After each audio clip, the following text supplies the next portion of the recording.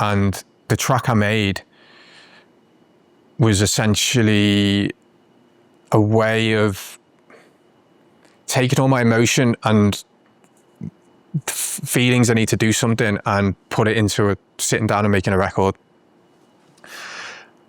And what I did was I opened a blank project up on Ableton and called it Hope. I opened a blank project, called it Hope.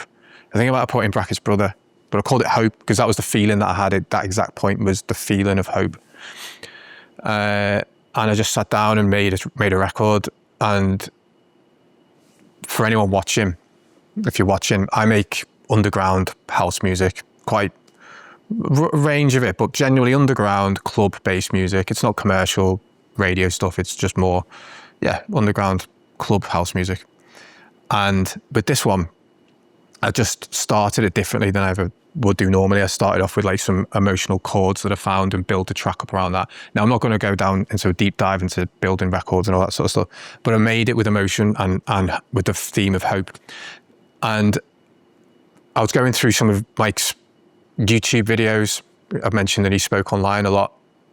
And I was going through watching just videos to feel close to him, to see insights in his life that you don't really see, because it was sort of vlogging stuff as well, behind sort of the scenes, I suppose you could call it.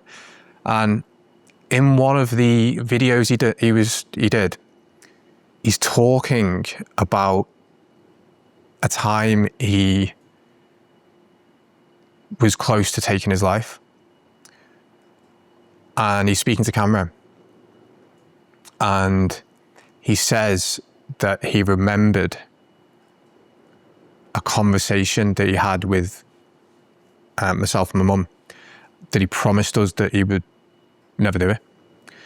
And he says in it, I remembered my mum and my brother.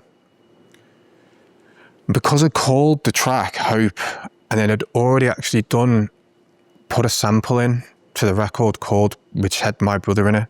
And when I heard that and saw it, I thought that's perfect to snip out and sample. So I sampled his voice when he says my brother in it. And that's woven in and out the track. And there's some other bits that he says in there on the track, like just before it really kicks in, it says, can't wait to see you all very soon. See you later. There's bits of that woven in and out of the track. And I saw it in a way that like this was our collaboration together. We've collabed on a track. Like he's provided some vocals for it. So I'm releasing it on my own label, which means that I can then have the freedom to do what I wish with it. And I have set him up as an artist. So he'll be on Spotify, Apple Music, all the streaming sites and stuff. So we'll be an artist. So we're releasing together as a collab. And then the artwork I got recreated, which is one of our last ever pictures taken of us. The last time I saw him in Manchester.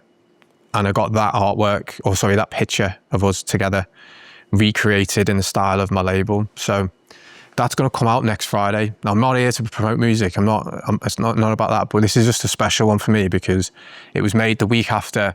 I've delayed releasing it until his birthday. I was going to do it yesterday, but I was like, I'll do it sort of the week of his birthday.